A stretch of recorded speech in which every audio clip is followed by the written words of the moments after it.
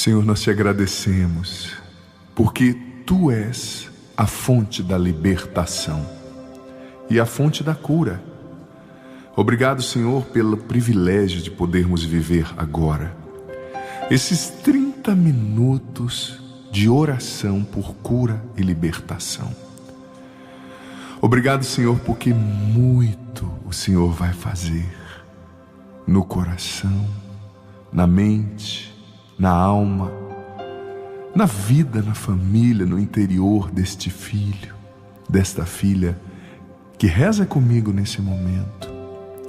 Obrigado porque é um privilégio deixar essa oração rodando novamente e novamente, para que todo o ambiente, a casa, a família, seja liberto, curado por Ti, seja transformado pela Tua presença. Jesus, no começo dessa oração por cura e por libertação, nós invocamos o Teu nome, Jesus, nesse lugar. Vai invocando, filho, filha, o nome de Jesus. Invoque agora o nome de Jesus na tua casa, no teu ambiente de trabalho, no seu carro. Vai invocando o nome de Jesus sobre os teus sentimentos, sobre a tua mente, sobre os teus relacionamentos. Jesus, eu invoco o teu nome agora sobre este ambiente. Eu invoco o teu nome, Jesus, sobre a nossa mente. Vem acalmar, Senhor, a nossa mente. Tira a agitação, o medo, a preocupação exagerada desta mente. Vem acalmar esse cérebro, esses pensamentos, Senhor. Eu invoco o teu nome de igual modo, Jesus, sobre as nossas emoções. Venha tirar a angústia do coração, o desespero. Venha acalmar as nossas emoções, os nossos afetos. Retira a raiva, a ira, a decepção, o desânimo, a frustração, o medo. Nós invocamos o teu nome sobre as nossas emoções e nossos afetos. Mas eu invoco também, Senhor, o teu nome sobre o nosso físico. Eu invoco o teu nome, Jesus, sobre cada artéria, sobre toda a nossa corrente sanguínea, os músculos, os ossos, as células, os órgãos internos e externos. Eu invoco o teu nome sobre o nosso físico, Jesus. Pelo poder do teu nome, Senhor, vem trazer cura ao nosso físico. Cura agora, Jesus, as enfermidades físicas, essa enxaqueca, essa dor na coluna, essa dor na perna, esse câncer, Jesus, esse tumor cancerígeno no seio, no ovário, nas trompas, no estômago, no intestino, no fígado. Cura agora em teu nome, Jesus, o câncer. Nós sabemos que tu podes curar. Cura agora em teu nome as enfermidades físicas, o cancro, as doenças, Senhor, infecciosas do sistema imunológico. Venha curar agora, Jesus, do sistema linfático, as doenças de matriz psicossomática que afetaram o nosso físico. Cura agora em teu nome, Jesus, o nosso físico. Eu oro por cura física em teu nome, Jesus. Eu invoco o teu nome sobre o nosso físico. Venha curar, Jesus. Venha curar essa pessoa com essa enfermidade, Senhor. Na perna, na parte de trás, no glúteo. Ela tem que estar sentada há tanto tempo. E ela não consegue se mexer, se mover, andar. Isso foi gerando essa ferida, Senhor, no glúteo, nas pernas. Venha curar. Venha curar, Senhor, as pessoas com problemas também nas áreas genitais, sexuais. Venha curar, Jesus, em teu nome. Cura o teu povo, Senhor. A tua palavra diz, no Evangelho de Mateus, capítulo 4, versículo 23 e 24. Jesus foi por toda a Galileia, ensinando nas sinagogas deles, pregando as boas novas do reino e curando todas as enfermidades e doenças do povo. Notícias sobre ele se espalharam por toda a Síria, e o povo lhe trouxe todos os que sofriam de vários males e tormentos, endemoniados, loucos e paralíticos, e ele os curou a todos. Obrigado, Senhor, pelo teu evangelho, por essa palavra linda do evangelho de Mateus capítulo 4, versículos 23 e 24, que nos revelam que o Senhor curou todos os enfermos. O Senhor curou e libertou os endemoniados, os paralíticos, aqueles que sofriam de males e tormentos. Por isso nós invocamos o teu nome, Jesus. Venha curar as nossas enfermidades físicas. Nós tomamos posse dessa palavra e sabemos, como a própria Bíblia diz, o Senhor é o mesmo ontem, hoje e sempre. Por isso faz essa palavra acontecer agora nas nossas vidas, Senhor, em teu nome. Cura fisicamente essa pessoa. Cura também essa pessoa por quem esse filho, essa filha que reza comigo está orando nesse momento. Essa pessoa na cama, Senhor, cura agora em teu nome, com essa doença degenerativa. Cura, Jesus, as enfermidades do corpo. Cura, Jesus, essa pessoa que está sentindo tanta dor, Senhor, tanta dor na barriga, na bexiga, essa mulher com endometriose. Cura, Jesus, essa mulher que não consegue engravidar. Dê a graça, Senhor, dessa mulher engravidar.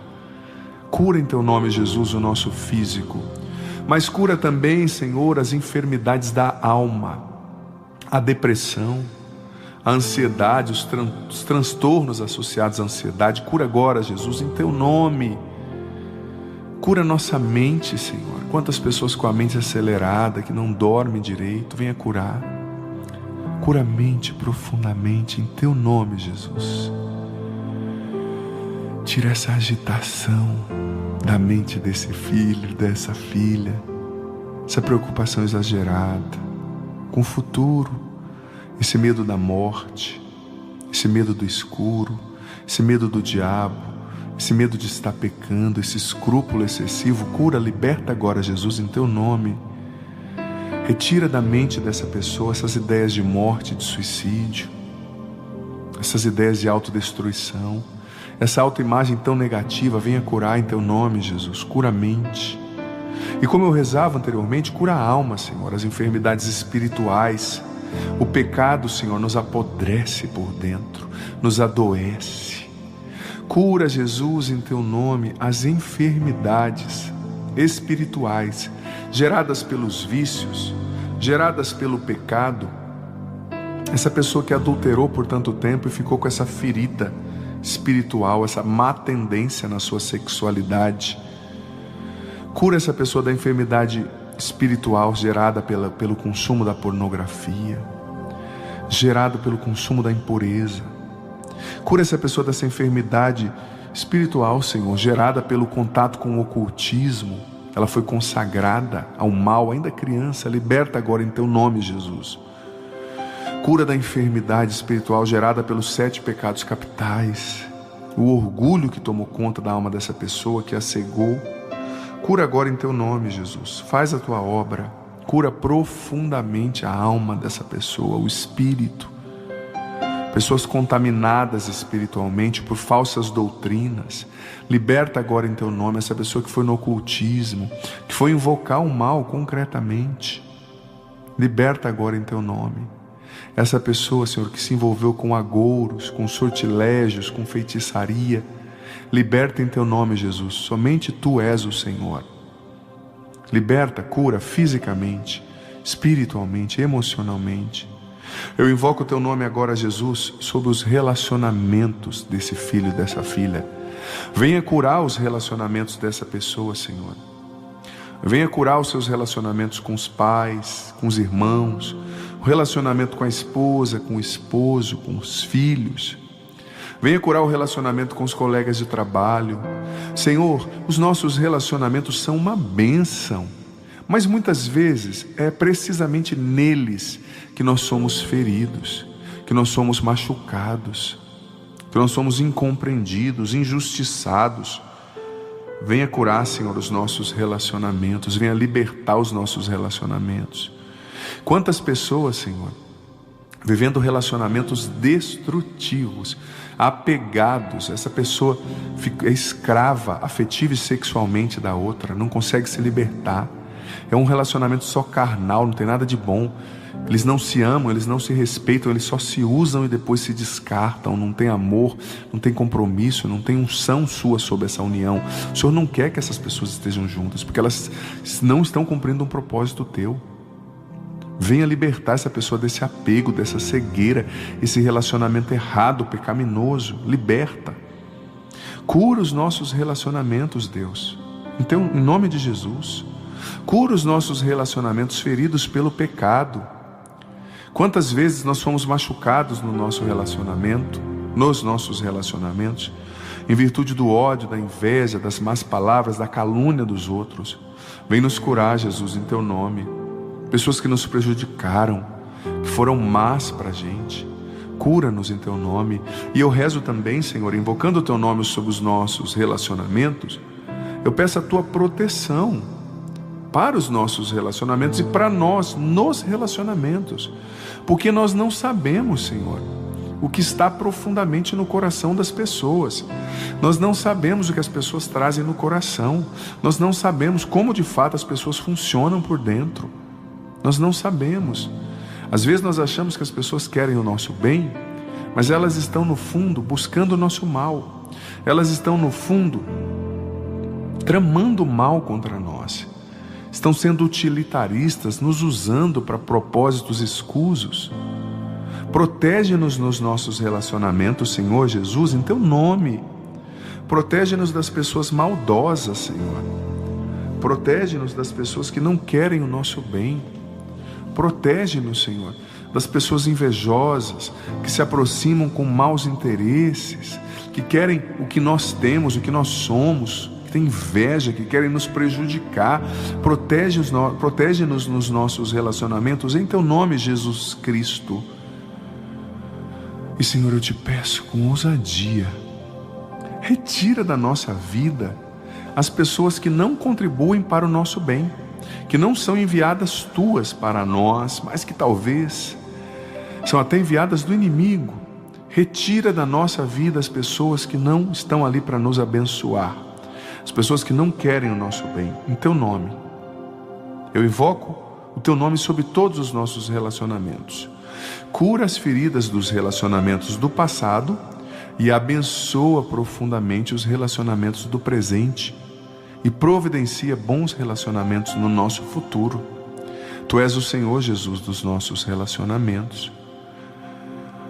Mas, Senhor, eu invoco agora o teu poderoso nome sobre a nossa casa, sobre esse ambiente no qual essa pessoa agora recebe essa oração.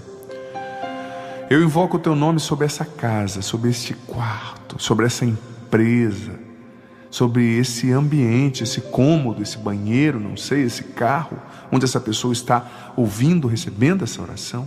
Eu invoco o teu nome, Jesus, sobre esse ambiente. Se existem contaminações espirituais nesse ambiente, que elas sejam expulsas agora em nome de Jesus, e que todas possam ir agora aos pés da cruz para que Jesus as encaminhe. E nós as proibimos de voltar em nome de Jesus. Se há influência de ocultismo, de maus espíritos, de coisas pesadas que aconteceram no passado nesta casa, nesse ambiente, nós quebramos isso agora em nome de Jesus e ordenamos que todo esse mal deixe esse ambiente agora em nome de Jesus e vá aos pés da cruz. Jesus é o único Senhor desse ambiente. Jesus é o único Senhor dessa casa. Jesus é o único Senhor dos teus bens, destes bens. Jesus é o único Senhor desse estúdio aqui agora onde eu estou rezando. Jesus é o único Senhor da tua casa. Repita depois de mim, por gentileza, filho, filha. Jesus é o único Senhor. E repita novamente: da minha casa. Agora, da minha família. Dos meus bens, de cada metro quadrado deste ambiente, de cada coisa ou objeto que está aqui. Jesus é o único Senhor. Você, filho ou filha, tem autoridade espiritual para consagrar a Jesus tudo que é teu. E também para renunciar ao mal no poder do nome dele. Senhor, agora nós invocamos o teu nome sobre a nossa família, sobre os nossos. Eu invoco o teu nome, Jesus, sobre a família dessa pessoa que reza comigo agora.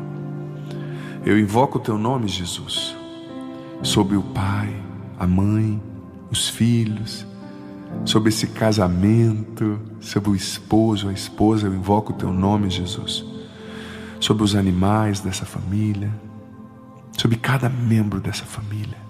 Eu invoco o teu nome, Jesus. Visita agora os enfermos nessa casa, aqueles que estão talvez doentes na UTI, no asilo.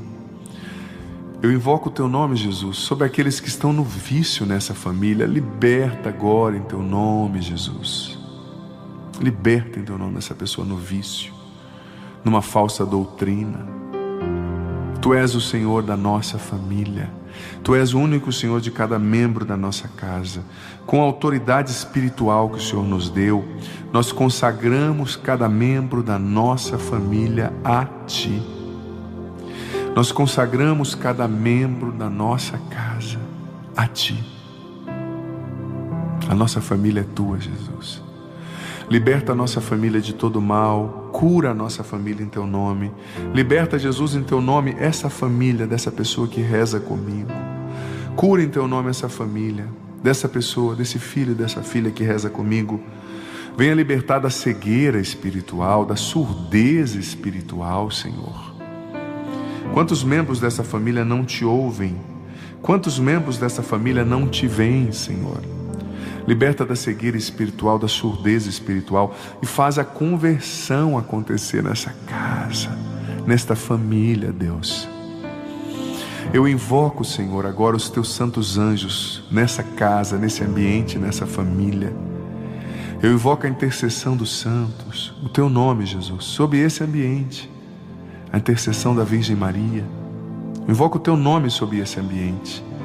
Que todas as forças maléficas presentes nesse ambiente e nessa família saiam em retirada agora em nome de Jesus e nunca mais voltem.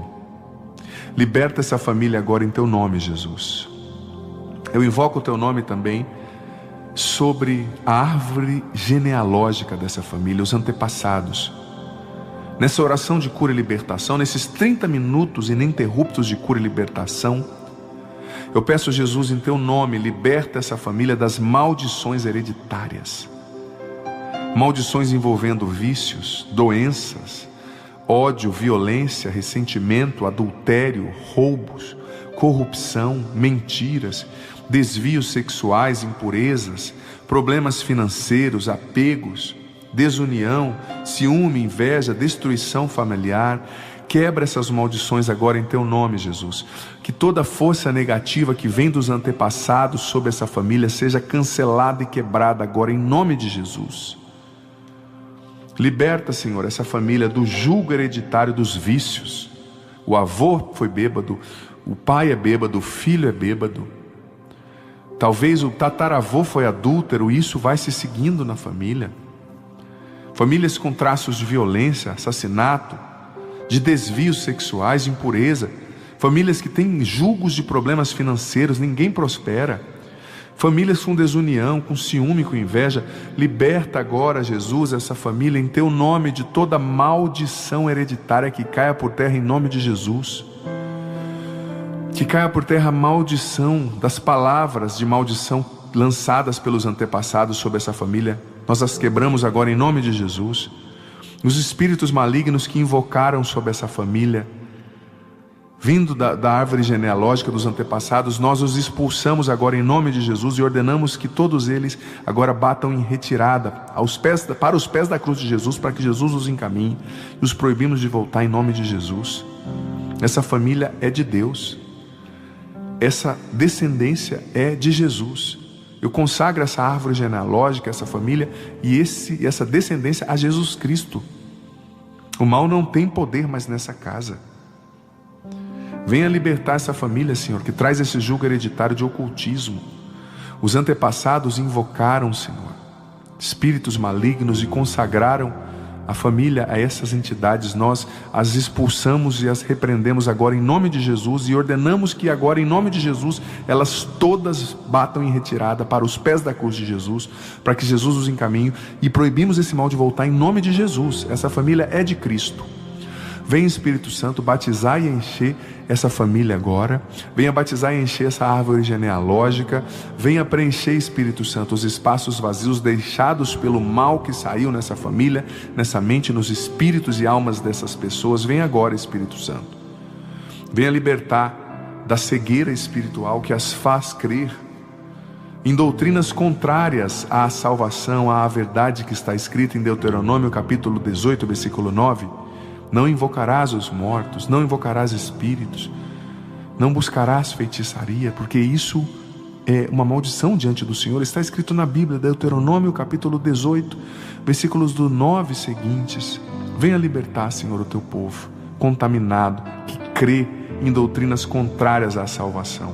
Só o Senhor Jesus salva, nenhuma força espiritual pode salvar a não ser o Senhor. E a Bíblia diz que só existem duas forças, a do mal e a do bem, a do Senhor e a do inimigo. Nós queremos te seguir, Jesus, te servir. Liberta essa pessoa dessa bagunça na mente, desse sincretismo religioso que faz ela acreditar num monte de coisa ao mesmo tempo, em doutrinas que são contrárias à salvação, ao Senhor Jesus, a tua palavra, que são anticristãs, o anticristo. Liberta essa pessoa dessa maldição hereditária, dessa tendência ocultista. Vem libertar em teu nome, Jesus. Vem libertar essa pessoa, Senhor, que herdou espiritualmente essa tendência ao adultério. O avô adulterou, o pai adulterou, essa pessoa adultera, o bisavô adulterou. Liberta essa família desse espírito de adultério, em teu nome, Jesus. Abençoa esse lar, que não haja mais traição, nem por parte do homem, nem por parte da mulher. Venha libertar e curar essa família também, que traz esse jugo de doenças. Todo mundo morre de câncer nessa família. Venha abençoar essa família, dar saúde, libertar desse jugo hereditário, Senhor, dessa maldição. E também abençoá-los para que eles mudem os hábitos alimentares, se exercitem mais, façam o que têm que fazer, te obedeçam. Nós consagramos a nossa família a Ti. Vem nos libertar desse lixo espiritual vindo pela contaminação espiritual com o ocultismo. Liberta-nos dos jugos, das maldições, Jesus. Nós queremos ser famílias novas, nós queremos ser famílias que te servem, que te adoram, Jesus, que creem somente no teu nome, que jejuam, que oram, que não são presas a vícios. Liberta, Senhor, essa pessoa dessa compulsão sexual, a depravação, a impureza, a pornografia. Essas coisas abrem brechas na nossa alma para a ação direta do mal. Vem nos libertar.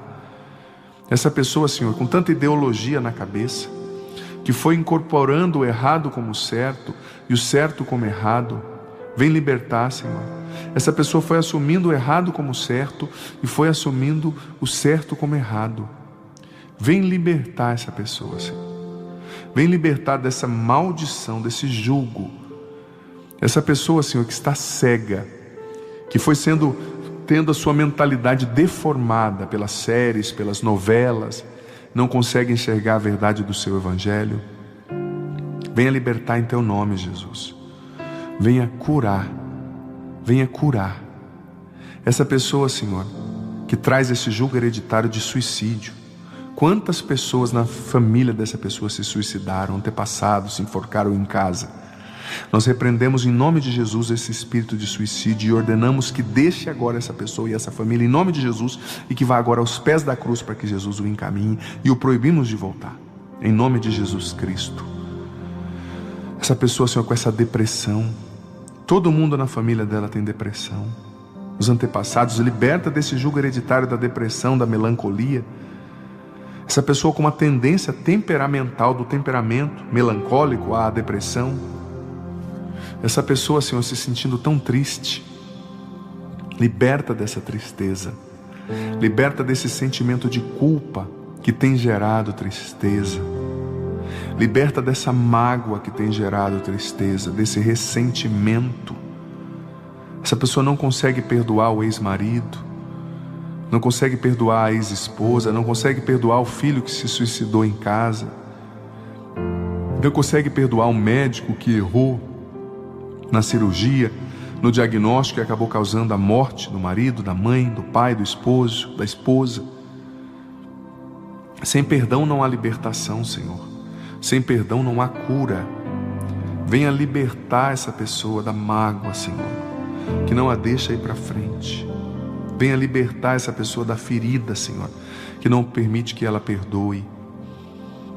Senhor, eu invoco o Teu nome também sobre uma área muito importante, que muitas vezes está presa por males, maldições, julgos e amarrações, que é a nossa área financeira. Eu abençoo agora como padre, como sacerdote, a vida financeira dessa pessoa, Senhor. Eu abençoo as finanças desse filho, os bens, o dinheiro. Que o dinheiro na vida dele seja uma bênção e seja usado para o bem. Sim, Senhor, abençoa a vida financeira dessa pessoa. Abençoa as finanças, que o dinheiro dela renda. Liberta da maldição, do jugo hereditário, das palavras de inveja, de maldição lançadas sobre essa pessoa, que não permitem que ela prospere na área financeira. Claro, o dinheiro não é tudo, o Senhor é o centro, mas Ele é importante para a nossa missão. Ele é importante para que vivamos com dignidade, para que demos dignidade aos filhos, à família. Então abençoa, Senhor, a nossa área financeira. Liberta a nossa área financeira, Senhor, de tudo aquilo que é contraproducente. Sim, nós sabemos que muitas vezes também nos falta educação financeira. Então nos dê sabedoria, sensatez, nos desacomode, nos tire da zona de conforto, para que nós busquemos também conhecer, estudar, ter o mínimo de educação financeira. Mas muitas vezes não é só isso, Senhor, é espiritual. Liberta daquilo que não nos deixa prosperar, em Teu nome, Jesus. Abençoa o nosso dinheiro, e assim como o Senhor multiplicou os 5 pães e 2 peixes, que eram pouco para aquela multidão, abençoa e multiplica o nosso dinheiro, Senhor, para que o nosso pouco renda e para que nós possamos Te servir também com o nosso dinheiro, fazendo bem às pessoas, ajudando quem precisa de nós. Abençoa, Senhor, a nossa vida financeira. Abençoa o nosso dinheiro, Senhor. Que o nosso dinheiro seja uma bênção e seja um instrumento de bênção para outras pessoas. Venha nos libertar, Senhor, do apego ao dinheiro, ou do vício de gastar demais. Que nós não coloquemos o dinheiro no centro da nossa vida. Que nós saibamos lidar com ele com sabedoria, com liberdade interior. E que, conduzidos por Ti, sejamos abençoados na nossa vida financeira, Senhor. Senhor, em Teu nome, liberta as nossas famílias também, Senhor, da desunião. Quantas famílias desunidas, Senhor. Quantas pessoas que casam já querendo separar, que casam sem consistência, que casam sem um desejo sincero de ser uma bênção na vida do outro, de viver bem com o outro. Alcança agora, Jesus, em Teu nome, esse casal em crise. Eles não conversam mais, eles não têm vida sexual, eles não são mais parceiros, cada um está vivendo a sua vida. Essa mulher se sentindo tão carente, tão usada, sobrecarregada por esse marido que não ajuda às vezes. Esse marido se sentindo um peixe fora d'água em casa. Liberta essa família, Senhor. Reconstrói esse matrimônio. Cura essa família, Senhor. Reconstrói essa casa, Senhor. Talvez essa viúva, eu rezo agora por ela. O marido faleceu, Senhor, e ela está sozinha para criar esses filhos, para arcar com as contas da casa, esse viúvo. Ou essa viúva de marido vivo, porque ele deixou, foi embora, arranjou outra família. E ela tem a responsabilidade de educar esses filhos, essas filhas só.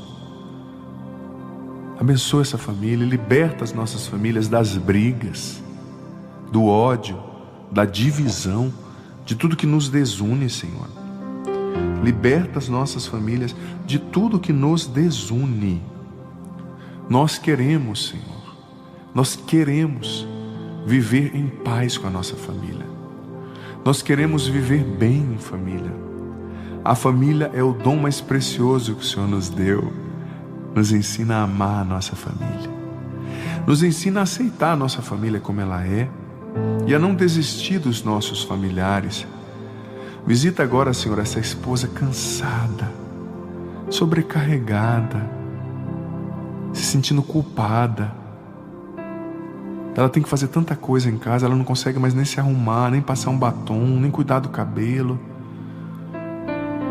Visita essa esposa sobrecarregada, restaura as energias. Visita esse marido desanimado, Senhor. Tanta conta, tanto problema, ele não tem dado atenção para a esposa. Faz ele perceber onde ele precisa melhorar. Visita essa pessoa, Senhor, que ficou com essa sequela desse acidente. Está tão triste, liberta esse coração. Essa pessoa que ficou com essa sequela dessa cirurgia, Senhor, com a colostomia, com tantas outras sequelas, dê ânimo, tira essa pessoa dessa melancolia, liberta do espírito de morte em Teu nome, Jesus, da tristeza excessiva. E eu te peço, Senhor, nessa oração por cura e libertação, liberta e cura, Jesus, em Teu nome todas as áreas da nossa vida que precisam de cura e libertação. Põe os Teus anjos conosco, proteja-nos e cubra-nos com Teu sangue, Jesus, precioso, a nós e aos nossos, os nossos bens, hoje e sempre, para que o mal não nos atinja. Põe conosco os Teus santos anjos, a guerrearem por nós contra o mal. E vem Espírito Santo, vem Espírito Santo, vem batizar e encher cada um de nós nesse momento. Vem batizar e encher nossas famílias, nossos familiares, nossa mente. Preenche os espaços vazios em nós, Espírito de Deus. Batiza-nos agora. Dá-nos os Teus dons, a Tua unção. Dá-nos visão espiritual, audição espiritual, intimidade com Deus. Dá-nos virtudes que sustentem-nos na graça de Deus, na vontade de Deus. Nós consagramos as nossas famílias, a nossa vida, todo o nosso ser a Ti, Espírito Santo. Amém. O Senhor esteja convosco, Ele está no meio de nós. Que desça sobre você, querido filho, querida filha, que desça sobre tua família, teus bens, teu coração, tudo que é importante para você, selando tudo que Deus fez nesse momento forte de libertação e de cura, que permaneça para sempre. Por intercessão da Virgem Maria, a bênção do Deus Todo-Poderoso, Pai, Filho, Espírito Santo. Amém. Quero te convidar, querido filho, querida filha, a compartilhar o link dessa oração com mais pessoas nos seus grupos de WhatsApp, Telegram. Envia essa oração. Também deixa sua curtida nesse vídeo.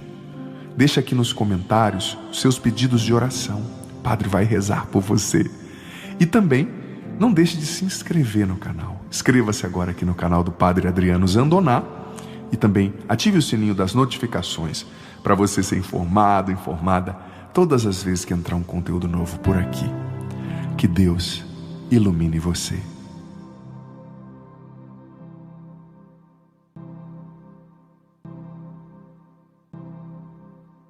Se o olho não é sadio, todo o corpo está perdido. Eu falei, olha só, concretamente, né? Mas é isso mesmo. Você sabe que bom, obrigado, Diácono, pela presença. E eu acredito que o Padre Jonas nos ensina muito na Canção Nova, que nada é coincidência, mas tudo é providência de Deus dirigindo os fatos, né? A providência de Deus é a sabedoria de Deus que governa todas as coisas. Então veja bem, existem 3 palavras muito importantes nesse evangelho de hoje. Quais são essas 3 palavras? Quais são esses 3 conceitos? O primeiro é tesouro. Tesouro do grego tresoros, que queria dizer o seguinte, que é o mesmo sentido de hoje, né, que o Novo Testamento foi escrito em grego antigo, era o lugar onde se guardava o que tinha de mais precioso, não é? Hoje a gente tem o banco, os bancos, né? A gente guarda no banco e com muita facilidade você faz um Pix, né? Tanta gente, tem gente que não diz nem bom dia, mas olha você e fala, faz um Pix, né? Estou precisando. Não é assim, né? Quanta gente mandando mensagem. Tem gente, olha, eu não desconfio de ninguém, mas tem, cada post que eu faço tem uma pessoa falando, olha, eu precisei criar muita coragem para vir aqui, mas é que eu estou passando muita dificuldade, me faz um Pix. Eu não aguento mais ler isso, né? Mas na época de Jesus não tinha banco e não tinha Pix, né? Então, os tesouros eram guardados num lugar muito específico, né?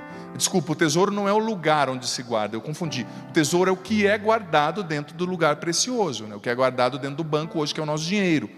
Mas, naquela época, eles guardavam o tesouro de maneira muito mais segura do que hoje, porque não tinha a segurança de um banco. Então se colocava, às vezes se enterrava na terra, era muito comum, não é? Tanto que Jesus usou aquela outra parábola falando de um homem que descobriu um terreno no qual havia um tesouro enterrado. Tesouro é algo muito importante, é algo pelo qual as pessoas ao longo dos séculos deram a vida, né? Quem nunca assistiu, ainda mais depois da corte que teve lá nos Estados Unidos com o Johnny Depp, né? Quem não assistiu Piratas do Caribe, aquele filme que todo mundo ia atrás do tesouro, né? A gurizada amava, meus sobrinhos assistiam. E o tesouro traz muita coisa no imaginário coletivo da gente, porque nós crescemos vendo filmes, ouvindo histórias de caça ao tesouro, né? Então Jesus começou dizendo: onde estiver o teu tesouro, ou seja, aquilo que é mais importante para você. O que é o tesouro de uma pessoa? É aquilo com o qual ela mais se ocupa, é aquilo que a pessoa mais valoriza, é aquilo com o qual ela gasta mais tempo. E eu ouso dizer que o tesouro de muita gente hoje se chama celular. Se chama celular. É só você olhar quantas horas o brasileiro por média gasta no celular. Nós somos o terceiro país do mundo que mais consome, alguns casos específicos, segundo a última pesquisa que saiu nos Estados Unidos, alguns mídias específicas, mídias sociais específicas. O seu tesouro é aquilo com que você mais se ocupa. Pode ser uma coisa boa, mas pode ser uma coisa ruim também. Você coloca o seu tesouro errando o foco, achando que era algo bom, mas no fundo você percebe que era algo ruim, não é? Que nem um amigo meu, que também o pai dele tinha, sabe aquelas garagens bagunçadas, assim, dispensas, né, que coloca tudo meio junto, e a mãe dele tinha levado, a gente era criança, né, levado uma tubaína e colocado lá, e ele jogando bola com a gente, e tinha uma garrafinha também parecida com tubaína, que o pai dele colocou querosene. Eu nem vou te contar o que aconteceu, né? Ele achou que estava tomando tubaína e tomou um gole de querosene, tadinho, né? Por quê? Porque ele mirou mal, né? Foi um erro de foco, né? Porque o que é um erro de foco? No fundo é um erro de visão. Como aconteceu aqui no Evangelho, o diácono não estava enxergando, porque faltava o óculos, ele não viu que era bom. Não viu, aliás, não conseguiu enxergar as palavras com exatidão. Como o meu amigo, ele achou que estava enxergando tubaína. Para os mais jovens que não sabem o que é tubaína, era um refrigerante que tinha na época quando o tio era criança, tá? Os adolescentes aqui que estão olhando com cara assim, o que é isso, né? Só para vocês saberem, claro. Meu amigo achou que estava tomando tubaína, que era um refrigerante, mas estava tomando querosene. Por quê? Porque não enxergou bem. Você está vendo como as coisas estão conectadas? Tesouro, coração e olhos, olhar. Só que depois Jesus ratifica: onde estiver o seu tesouro, o seu coração vai estar ali. E para o homem bíblico, coração, em hebraico coração, levat, queria dizer a sede de todo o ser da pessoa, das suas emoções, da sua capacidade cognitiva de aprender, da sua capacidade intelectual de abstrair os conteúdos, diferenciar, era o coração. Então Jesus disse: onde está o seu tesouro, vai estar todo o seu ser, todo o seu coração. E depois Jesus completa: para você enxergar de fato onde o tesouro está, você precisa enxergar bem. Quem que tem problema de vocês, talvez, de miopia, de astigmatismo, que nunca deu uma gafe cumprimentando alguém, como se fosse alguém íntimo, a hora que você chega perto, vê que não é a pessoa, né? Eu já fiz muito isso. Sabe, às vezes você chega e dá um tapa nas costas, que você vê, não é a pessoa, né? Você fala: meu Deus, vou levar um tiro aqui, né?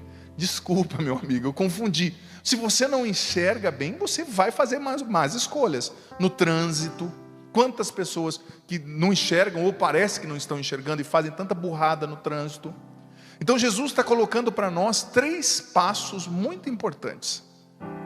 3 palavras que significam muito: tesouro, coração e olhar, olhos. E o que tudo isso tem a ver com a cura interior? Nesse acampamento nós estamos rezando sobre a cura interior, refletindo sobre a cura interior. Veja bem, até para eu aprofundar no que isso tem a ver com a cura interior, eu quero te fazer uma pergunta e eu quero que você responda com honestidade. Hoje é dia 17 de junho de 2022, certo? Olha para os seus últimos 7 dias. O que foi o seu tesouro nesses últimos 7 dias? Aonde o seu coração mais esteve? Responda com honestidade.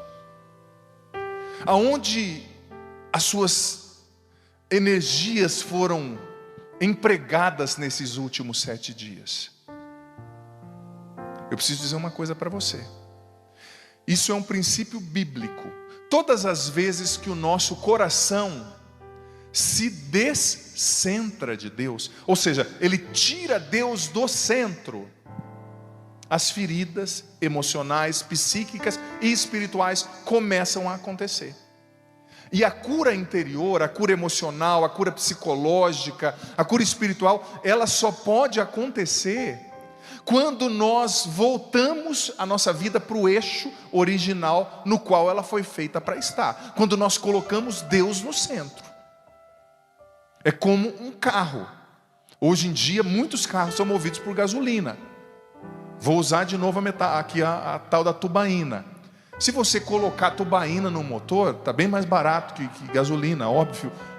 Não vai funcionar, por mais que seja mais barato.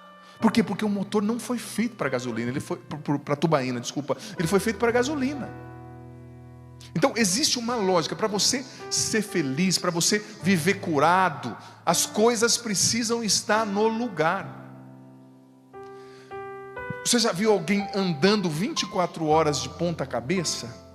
Não dá, a pessoa vai ter um problema, sabe, sério, né? Como diziam os antigos, o sangue vai descer para a cabeça, né? Minha avó falava quando a gente ficava plantando bananeira quando a gente era criança, não é? O sangue vai descer para a cabeça. Tem outros nomes técnicos que não é o caso agora. Não dá certo. Agora tem tanta gente vivendo de ponta cabeça, sabe, com os valores invertidos, não enxergando aonde o verdadeiro tesouro está. Quanta gente com o olhar preso na futilidade. Sabe, olha, vou fazer 11 anos de padre mês que vem. E nesses 11 anos, 10 e meio pelo menos, eu me dediquei inteiramente à cura interior. Dos 7 livros que eu escrevi, 6 são especificamente de cura interior, sobre cura interior.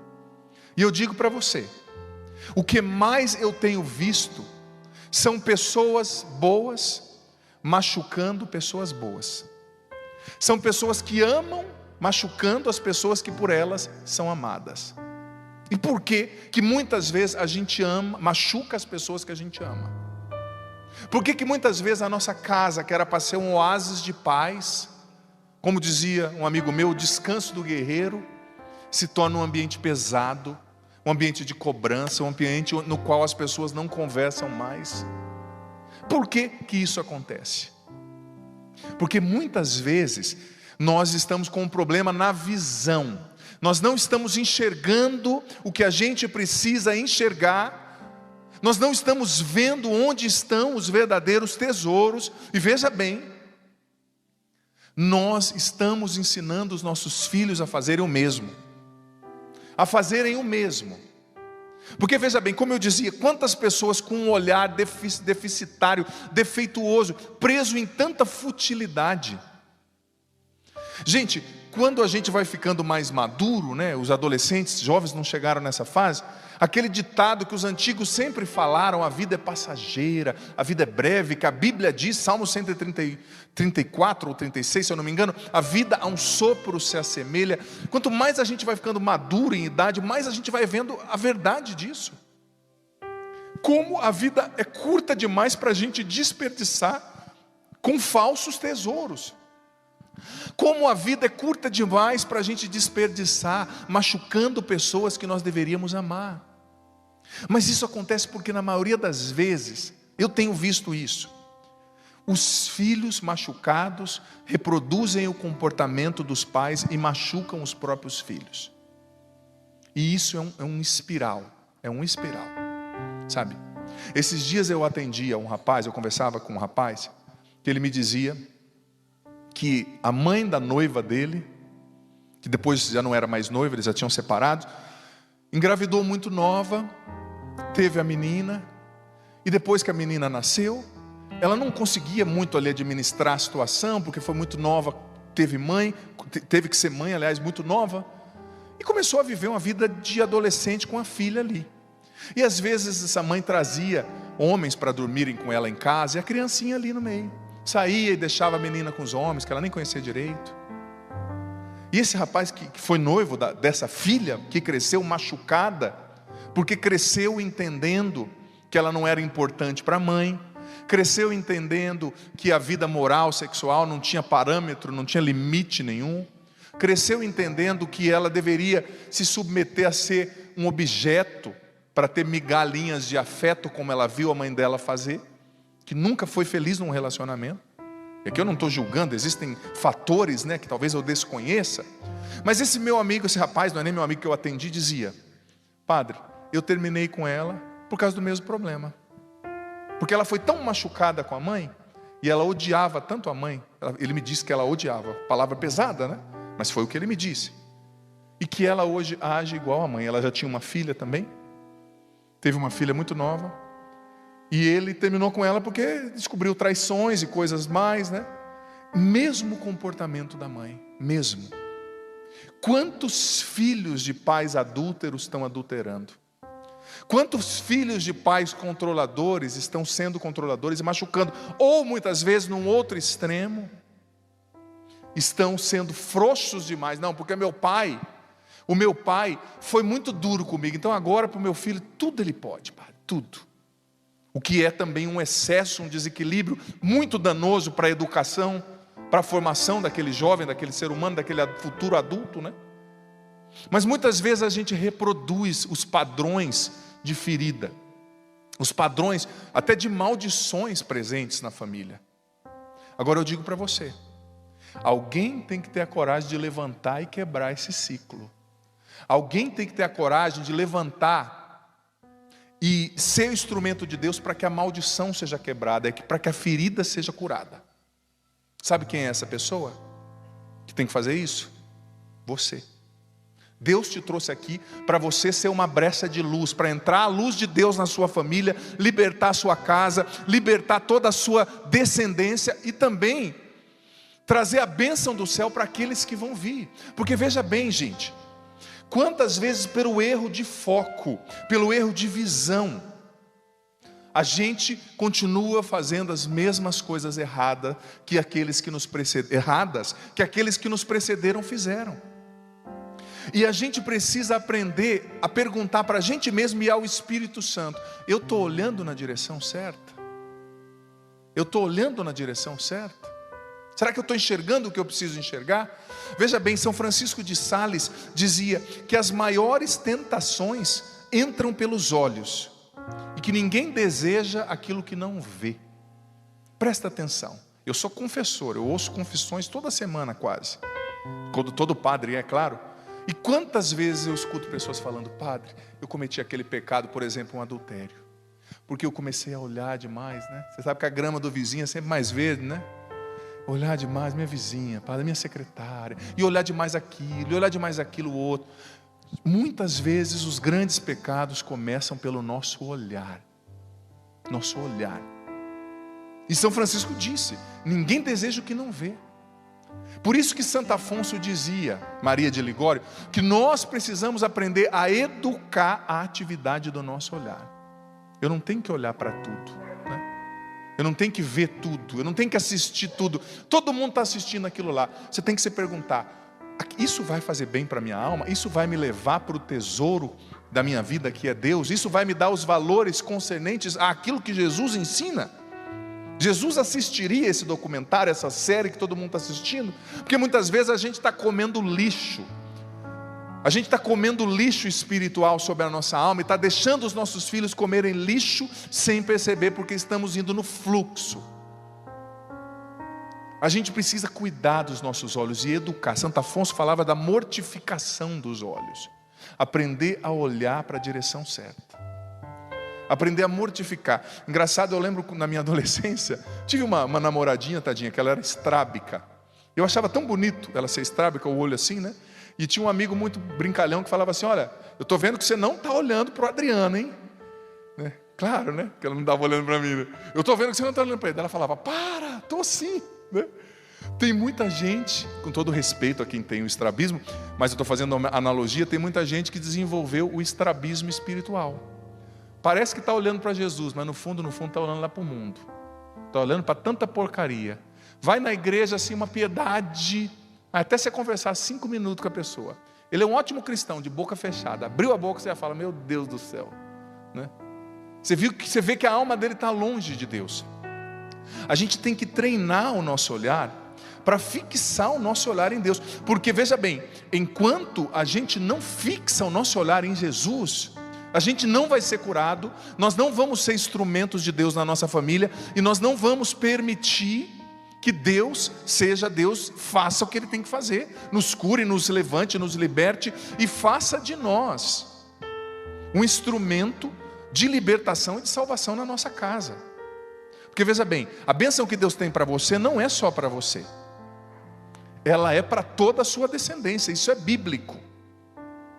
Eu me recordo, gente, a minha família, sobretudo do lado do meu pai, eu tive muitos tios avós que beberam muito, alguns que morreram de tanto beber, que eram pessoas bem-sucedidas, que tinham comércio, que tinham coisas, na época, que eram muito valiosas, mas era beber, alguns, 1 ou 2, se eu não me engano, largaram a família, foram para a rua, e um morreu com andarilho, na rua. E eu comecei a beber muito novo, beber mesmo. Mas graças a Deus, quando eu tive o meu encontro com Jesus, eu acabei sendo, para a glória de Deus, o instrumento de luz para que a libertação da minha família começasse. E graças a Deus, essa porcaria de bebida, de droga não me amarra mais, porque eu me levantei para lutar pela minha família e para abrir um novo caminho para que a luz do céu pudesse entrar. Mas por quê? Porque o Espírito Santo veio sobre mim e corrigiu o meu olhar. É por aqui, filho, vai por aqui, porque por lá vai dar ruim. É preciso, filho, filha, centrar o olhar em Cristo. Deus é o centro da sua vida. Deus de fato é o centro da sua vida. Você está olhando para Ele, o que Ele diz é importante para você, o que o Evangelho ensina acerca da família, do casamento, dos relacionamentos, da forma de administrar o dinheiro, isso é importante para você? Ou você acha que é uma historinha? Ou eu acho que é uma historinha que alguém conta? De 0 a 10, que lugar Jesus e a palavra dele ocupam na sua vida? Porque tem muita gente, retoma a metáfora, com estrabismo espiritual, que nem a minha ex-namoradinha. Sempre ela olhava para mim, mas no fundo ela mirava o rapazinho do lado, por causa do olhinho dela, tortinho, né? Tem muita gente que está até na igreja, olhando para o sacrário, mas o olhar está longe. É um estrabismo espiritual. E o que fazer para ter um olhar fixo em Jesus? A gente precisa aprender a deixar Deus ser Deus. Eu não falei da providência divina aqui no início? Deixar ser Deus. Esses dias eu estava num retiro, tinha um bispo muito ungido, um bispo canadense chamado Scott, e ele estava pregando e contou uma história sobre o que significa colocar Jesus no centro da nossa vida. E me impactou tanto essa história, que era a seguinte: ele era seminarista, e eles eram do Canadá, muito frio, né? Aí quando fazia o verão, eles tinham as férias do seminário, não faziam teologia nas férias, óbvio, paravam a teologia, a filosofia. Aí todos os seminaristas da comunidade dele, eles iam para o norte do Canadá, que no inverno é muito frio, mas no verão é muito gostoso, e iam como que acampar numa casa ali da comunidade deles, né? Era uma congregação religiosa, e eles ficavam acampando, ficavam às vezes 1 mês, porque o coordenador do seminário, o padre responsável, queria que eles tivessem essa comunhão, crescessem como uma família, depois como padres convivessem bem juntos, né? Então ele proporcionava esse momento. E o bispo contando que cada seminarista tinha o seu ritual. Um acordava, com a cara amarrada, porque tem gente que de manhã não é simpático, né? E continua em alguns outros momentos do dia também. Mas enfim, um acordava com a cara amarrada, fazia o café. Aí o outro acordava cedinho, já ia pescar, trazia peixe, já fritava peixe para o café da manhã. Ele contando, muito engraçado, né? Tal. E era aquele ritual, 30 dias assim. Eles voltaram no outro ano. Diz que lá pelo 15º dia, aquele que acordava cedo e ia pescar, foi pescar, chegou em casa, andando meio de lado, porque estava com o peixe na mão, viu que o amigo do café estava lá, né? E falou assim: bom dia, fulano. E nada do rapaz responder, né? Ele sabia que o rapaz não era muito simpático de manhã, mas quando ele falava bom dia, o rapaz ainda com a cara amarrada, bom dia. Segunda vez ele foi chegando mais perto, assim meio de costa, trazendo os peixinhos na mão, né? Bom dia, fulano. Nada do fulano responder. Ele falou: o que tem? O que aconteceu com esse feliz, né? Esse abençoado, aliás. Terceira vez: bom dia, fulano. Nada. Ele resolveu virar e falar: o que está acontecendo? A hora que ele vira, sabe quem estava na cozinha dele? Um urso, que é muito comum no Canadá, aqueles ursos mais escuros, não sei se é chamado urso negro. Diz que ele parou, ele com o peixe na mão, né? O urso já olhou para a mão dele, né? Ele travou diante do urso, né? Aí ele mesmo falou: todo mundo quer saber o final da história, né? E todo mundo, quando eu conto essa história, me pergunta: o que você fez? Aí o seminarista, contando a história, que hoje é padre, né? O bispo contando como ele contava a história, ele disse: todo mundo me pergunta, o que você fez? Aí ele responde: quem tinha o poder de decisão ali não era eu. Quem ia decidir o que fazer era o urso. Porque se ele decidisse me comer, o que eu poderia fazer? O urso tinha 6 vezes o tamanho, 5 vezes mais ou menos o tamanho dele, aqueles ursões quando ficam em pé mesmo assim, né? Com uma mordida, acho que a mordida dele era equivalente de 500 a 600 quilos, você imagina. E ele disse: graças a Deus, o urso já tinha tomado café da manhã. Aí disse que o urso olhou para ele, assim, levantou, olhou para ele, e ele assim, né? O urso pegou e foi embora. E ele ficou assim, sem saber. Depois o rapaz desceu, né, para o café. O que aconteceu, né? Ele olhou para ele e falou: você não viu? Ele falou: não. E o bispo contando essa história, em que sentido? Ele falou assim: olha, diante daquele urso medonho de grande, forte, poderoso, muito mais forte, não era eu que tinha o poder de decisão, não era o seminarista, era o urso. Eu só podia me render. E o bispo contando a história falou: é assim que tem que ser o nosso relacionamento com Deus. Qual é a sua decisão? Não sou eu que vou fazer, que vou conduzir o negócio aqui, tem alguém maior. Quando bater a tribulação na sua casa, talvez você que está nessa crise no casamento danado, você trouxe seu marido aqui, quase que arrastado, e ele fica com essa cara amarrada olhando para mim: eu não aguento mais esse padre falar. O padre aprende a ler pensamento depois, tá, de um tempo. Eu já estou com... né? E aí o marido está assim, mexe, a esposa está: ai, que bonito. E ele: ai, que coisa linda, né? Ai, tão são nas palavras. E o marido já está pensando: ai, não aguento mais, não tem nada a ver com o que esse cara está falando. Quero ir embora daqui, só estou aqui para agradar ela, para ela parar de me encher. Claro que não tem ninguém nessa situação aqui hoje, mas acontece às vezes, sabe? Né? Talvez você está nessa situação no casamento difícil, né? Talvez é uma doença, ou talvez é esse problema emocional que você tem, essa depressão, é uma ansiedade, é uma coisa que você não consegue controlar. Mas deixa eu te dar uma notícia, meu filho. Você está diante do urso, você não tem poder nenhum.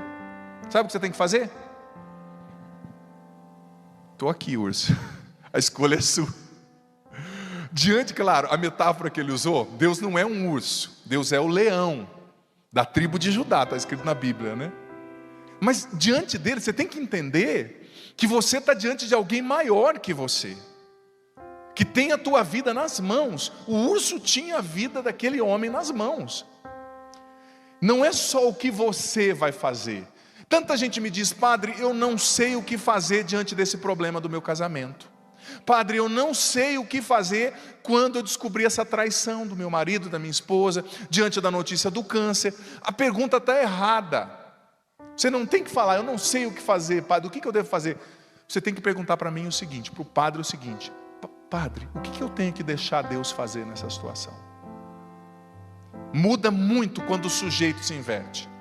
Não é o que eu tenho que fazer para mudar o meu casamento, mas é o que eu tenho que deixar Deus fazer, padre, para Ele mudar o meu casamento, com a minha colaboração, Mas quem vai mudar é Deus. E isso, filho, filha, tira um peso das suas costas. Tira um peso de sobre você. Não é você que vai mudar. Você está diante do urso, meu amigo. Você não entendeu? Só que o nosso urso é um urso que ama, é um urso santíssimo. Estou usando a metáfora aqui que o bispo usou. É um urso que quer o seu bem.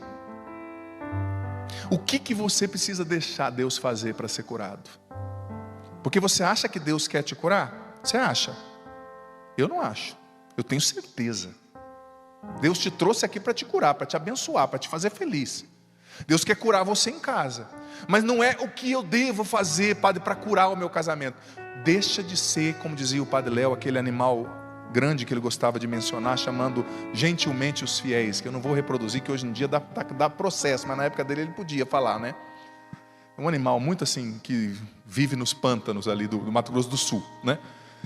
Mas veja bem, não é o que você tem que fazer, é o que você tem que deixar Deus fazer. Padre, está difícil para eu vencer essa depressão. Como a gente conjuga os verbos erradamente na vida espiritual? Você nunca vai vencer essa depressão, sozinho não. Você tem que dizer o seguinte: Padre, eu quero deixar Deus vencer essa depressão em mim. Esse é o sentido do nosso batismo. Pelo batismo, nós assumimos a vida de Cristo em nós e deixamos Cristo viver, agir em nós. É o Senhor quem vai te tirar desse labirinto da depressão. É o Senhor quem vai curar suas feridas. Você que tem esse complexo de inferioridade, você que se sente culpado por algo que aconteceu, você que acha que ninguém gosta de você, que se sente perdido, que fica mendigando a atenção das pessoas, as coisas não aconteceram na sua vida do jeito que você gostaria, o seu casamento está ruim. Não é você está diante do urso, só se renda, fixe os seus olhos nele, coloque nele o seu tesouro e deixa ele ser Deus, porque Deus não se esqueceu de você. Ele não se esqueceu do que você tem pedido, Ele não se esqueceu do que você tem clamado, Ele não se esqueceu das tuas lágrimas e das tuas orações, e mais, Deus já está trabalhando no que você tem orado. Deus já está indo em socorro das suas fraquezas. Mas Ele pede para você só uma coisa. Sabe o que Ele te pede? Com muita gentileza Ele vai falar assim: por favor, filho, você poderia por gentileza não me atrapalhar? Eu estou trabalhando. Meu pai é caminhoneiro, né? Hoje não mais, hoje ele tem a empresinha dele lá no Paraná. Mas eu lembro que eu comecei a dirigir caminhão novo, né? Também, dirigia caminhão, já alcançava o pé lá, tal. Família de caminhoneiro, o filho, o homem tem que dirigir caminhão cedo. E às vezes meu pai me levava no mecânico, né? E lá no sul a gente tem uma expressão, não sei se é todos os estados do sul, mas no Paraná, que fulano quando quer dizer que é intrometido, como é que é mesmo? Fala assim, fulano é lambeta, né? Já viu essa expressão? Fulano é lambeta. E a gente ia na oficina e eu ficava assim, né, perguntando pro mecânico: e essa peça aqui, não vai tirar o óleo lá, não vai sangrar o motor para sair o óleo? Parece que entrou ar no motor, né? E o cabeçote, não está rachado? Não tem que trocar a junta do cabeçote?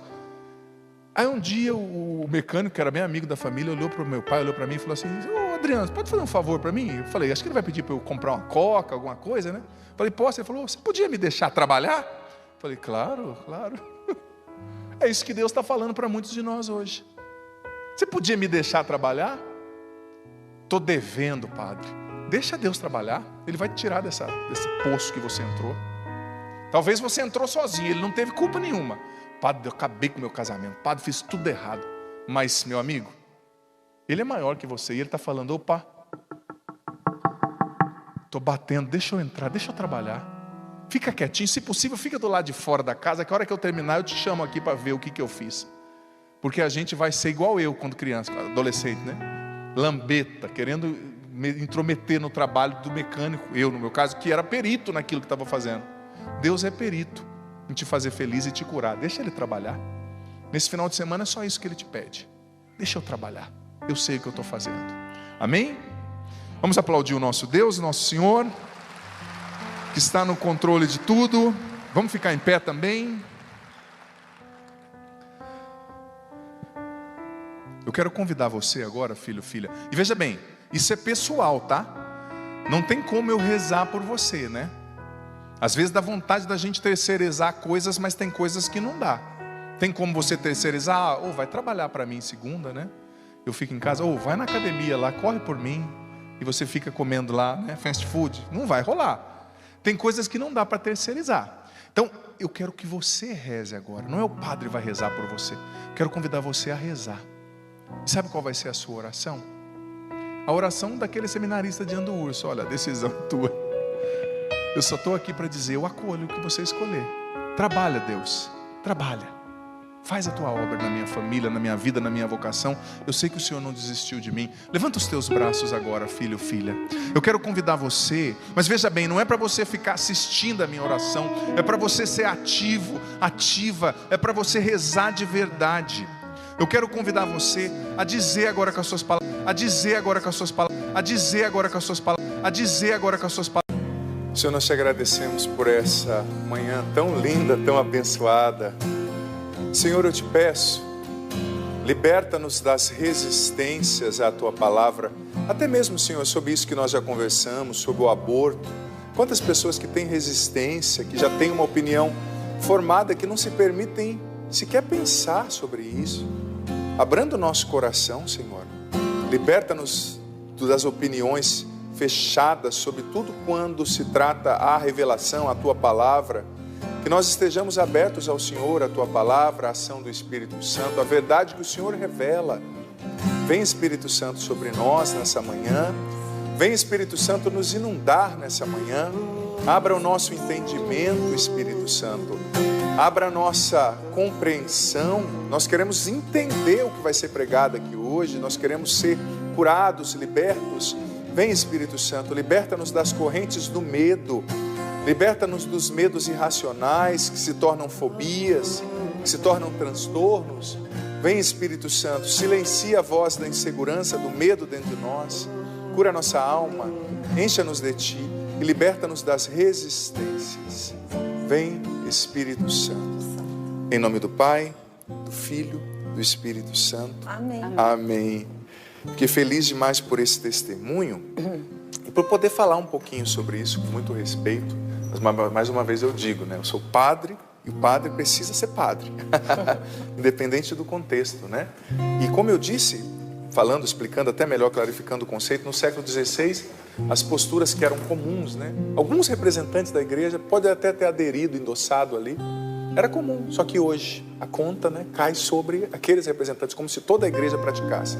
Hoje também, um dia a humanidade vai acordar e a igreja precisa estar sempre a favor da palavra de Deus e a favor da vida, porque Deus é o Deus da vida.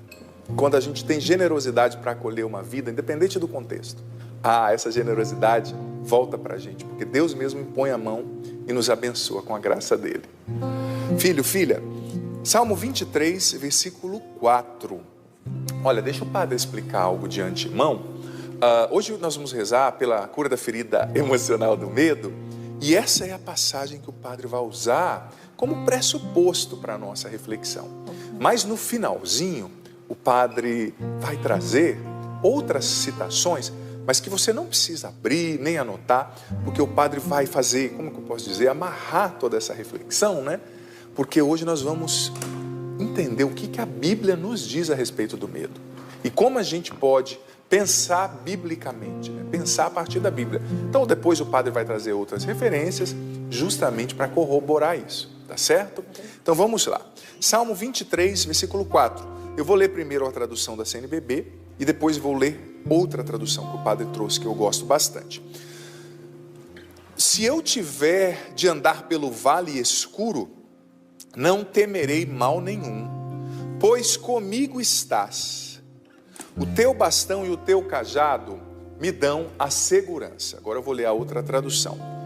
Ainda que eu passe pelo vale da sombra e da morte, não temerei mal algum, porque tu estás comigo, tua vara e o teu cajado me consolam. Vara e cajado, bastão ou cajado, né, que trouxe a tradução do CNBB. Olha só, o autor sagrado aqui, o salmista, está nos dando essa intuição, que às vezes nós vamos passar, filho, filha, pelo vale escuro. Isso é inevitável.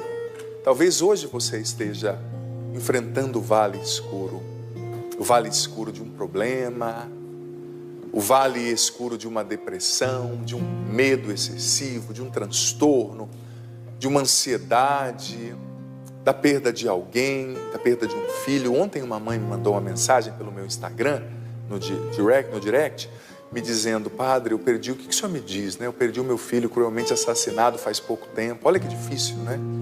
Uma situação como essa, eu tentei dar atenção a ela e rezar um pouquinho ali com ela, né? Tento fazer isso também. Hoje as redes sociais são quase, tem um bispo amigo que fala, são quase uma paróquia, né?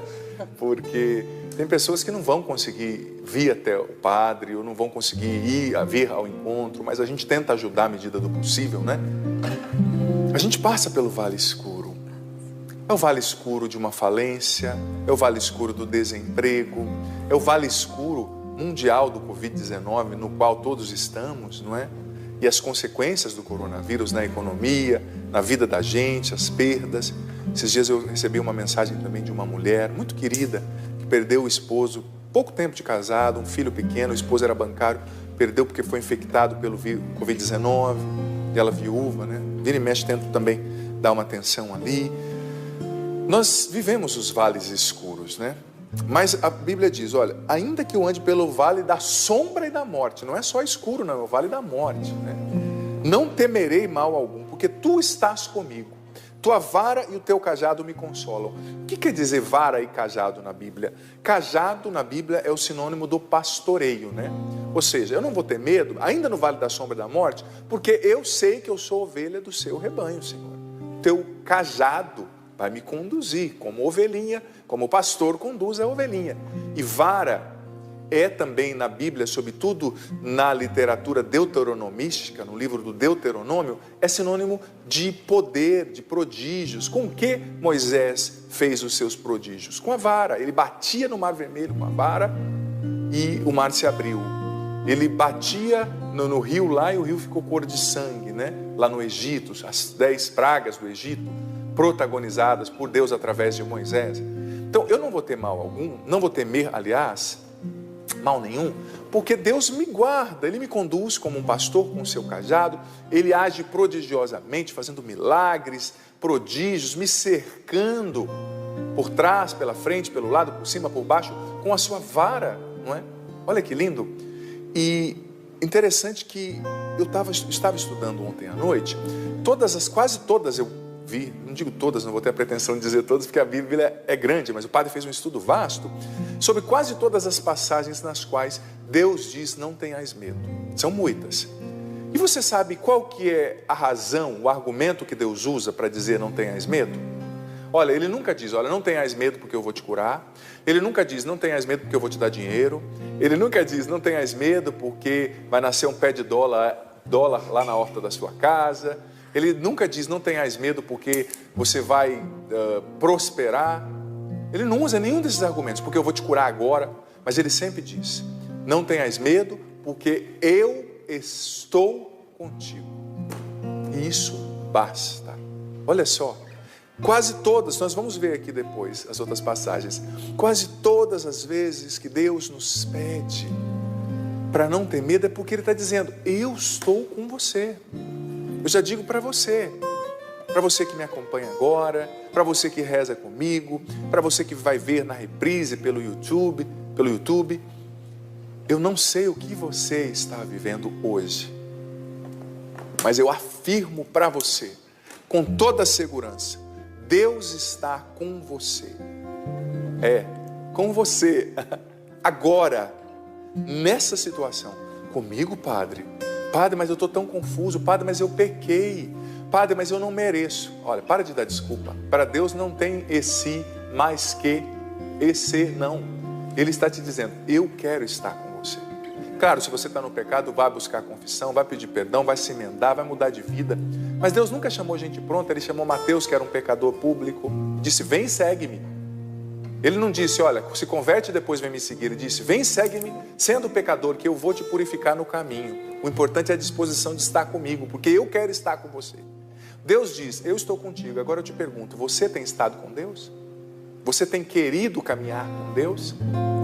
eu estou contigo. Esse é o argumento de Deus para nós não termos medo. Só que o problema é que muitas vezes o medo toma conta de nós porque a gente, insensatamente, diante das tempestades da vida, acabamos tirando os olhos de Deus e acabamos nos desprendendo desta certeza, dessa percepção de que Deus está conosco. Como Pedro andando sobre as águas, indo até Jesus, de repente tirou os olhos de Jesus, olhou para as ondas, olhou para o vento e começou a afundar. Você precisa, eu preciso, nós precisamos manter os nossos olhos fixos em Deus. Ele está com você hoje, você tratando essa doença, você com essa crise no casamento, você com medo de não ser capaz de suportar esse problema, você tentando engravidar e não consegue, você na depressão, você que está tudo bem na sua vida, mas que tem medo de morrer, medo de envelhecer.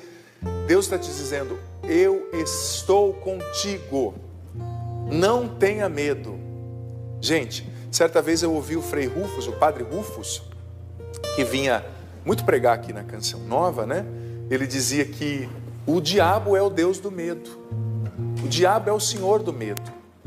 E o Padre Rufus dizia que quanto mais medo a gente tem, quanto mais a gente cede ao medo, mais a gente dá autonomia e autoridade para o inimigo agir, nos sugestionar, nos prender.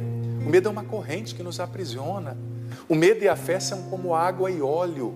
Eles são antagônicos, eles não se misturam. Claro, a dúvida, ela favorece a fé. Mas é aquela dúvida inteligente, que é uma vontade de querer entender melhor, entendeu? Isso é pressuposto para a fé.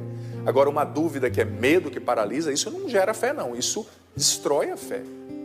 Medo e fé são como água e óleo, não se misturam. A gente tem que aprender a não alimentar o medo, porque você pode escolher alimentar o medo ou a fé. E o que mais você alimenta é o que mais cresce. Essa regra é óbvia, né? Se você alimenta a fé, ela cresce. Se você alimenta o medo com a negatividade, com a insegurança, tirando os olhos de Deus, esse medo vai crescer da mesma forma, né? Então veja bem, sentir medo, gente, falando agora da questão mais neural, fisiológica, né? Sentir medo é natural, é impossível você não sentir medo, né? E existe até um fator protetivo no medo, né? O medo assegurou a preservação da nossa espécie. Imagina se o homem primitivo não tivesse medo de uma cobra gigante ou de um tigre dente de sabre, ele ia ser devorado. Então esse medo faz com que a noradrenalina seja liberada no cérebro junto com o cortisol, que é aquela famosa resposta de luta ou fuga, né? Você fica alerta e corre, perna para que te quero, né? Se a criança não tivesse medo do fogo, ela queimaria a mão. E às vezes ela tem que queimar um pouquinho a mãozinha para, toda vez que ela já vê o fogo, ela não coloca mais a mão ali. Então o medo, ele tem um fator protetivo natural, não é de todo ruim. Mas o problema é quando o medo começa a tomar conta da gente, ser grande demais e criar questões irracionais. Gente, o pior é o medo irracional. É aquele medo que não tem fundamento, que a gente vai criando. Quando a gente não domina e não educa o medo é um instinto humano, uma emoção humana, dizia Santo Tomás de Aquino também na Suma Teológica. Mas ele precisa ser educado. Você educa o seu medo com a palavra de Deus? Nada educa mais o medo do que a oração e o contato diário com a palavra de Deus. E também a vida no Espírito, o batismo no Espírito Santo, que é o fundamento da cura interior. Lembra que o padre vem dizendo? Batismo no Espírito Santo e batismo no amor de Deus são os fundamentos da cura interior, né? Constante, diário. Enfim, então a gente precisa aprender a educar o medo, porque se a gente não educa, ele cria uma espécie de programação mental, que em neurociência se chama programação neurológica. É como se tivesse uma vozinha dizendo ali, o que a pessoa vai pensar de você? Nossa, vai dar errado. Nossa, e a pessoa vai se encolhendo, né? O medo vai limitando a gente, vai roubando nossos sonhos, vai impedindo a gente de sonhar os sonhos de Deus, vai fazendo a gente desistir antes de tentar. Quanta gente com medo de não ser aceito. Olha, muita gente não vai te aceitar, eu falei no dia da rejeição, né? Esses dias eu conversava com um padre amigo também, o padre mais idoso, que dizia assim, olha, ele tinha uma paróquia grande, em Minas, né? Ele teve 2 vigários, que são padres que não são o responsável principal da paróquia, né? O responsável principal é o pároco. Tinha 2 vigários que eram 2 padres ajudantes ali. Ele disse que um era muito sério, carrancudo, aí os fiéis reclamavam. Nossa, aquele padre é sério, não ri nada, nunca. Aí o outro era alegre, jovial, sorria sempre. nossa, você é um padre responsável, está debochando da gente. Ele falou, não adianta. Nunca vai agradar. Né? Esses dias uma pessoa me falou, padre, você fica rindo muito, eu acho que você está debochando. Se é alegre é ruim, se é sério é ruim, né? Então, às vezes a gente tem medo, mas medo que a gente sabe que uma coisa é impraticável, é intangível, inatingível o negócio. Por isso que eu gosto muito daquele livro, dos livros que eu mais gostei de escrever, foi o Conquistando a Liberdade Interior, que fala justamente disso, você ser livre dentro de você, né? O mundo nem sempre vai corresponder para a sua felicidade, mas se você adquirir liberdade dentro, você vai vivendo a sua vida e sendo feliz, independente do que acontece. Enfim, você sabe que o medo, quando ele se torna patológico, começa a ficar grande demais, começa a ser alimentado, quando ele é deseducado, ele é como aquele cara manipulador, bom de papo. Já viu aquele cara bom de papo, né? As meninas aí, as adolescentes, que Deus te proteja dessa raça, viu? Ele chega, ele vai contando coisas, ele faz você ver a mentira como verdade, ele vai fazendo você acreditar no que não existe, ele vai fazendo você se assustar com fantasmas que foram sepultados já, mas que ele insiste que estão ainda vivos. É a voz do medo, ele é esse manipulador, uma vozinha falando aí na sua cabeça. O fantasma já está sepultado e ele faz você acreditar, né? Então a gente alimenta o medo. Você sabia que tem literaturas, filmes de terror, por exemplo, alimentam o medo.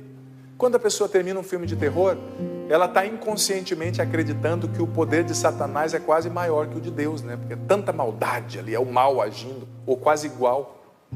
Está alimentando o medo errado, né? Eu particularmente respeito quem vê, eu não gosto, sabe? Alimenta de maneira errada. Existem medos inatos, como eu falei, protetivos, e medos alimentados. A gente alimenta esses medos ilógicos e eles vão se tornando crenças dentro da gente. Crenças que nos paralisam, que podem gerar fobias, tais como a agorafobia, fobia social, fobia específica, gerar síndrome ou transtorno de pânico, entre outras realidades, que são startadas pelo medo e pela ansiedade exacerbada. É como se a cabeça não conseguisse mais dizer, o cérebro não conseguisse mais falar para o corpo que a ameaça já sumiu. É como se ele ficasse sempre num estado de alerta, esperando uma ameaça constante, com estresse, aí não dorme direito, aí vem os transtornos, né? E olha, existem vários tipos de medo.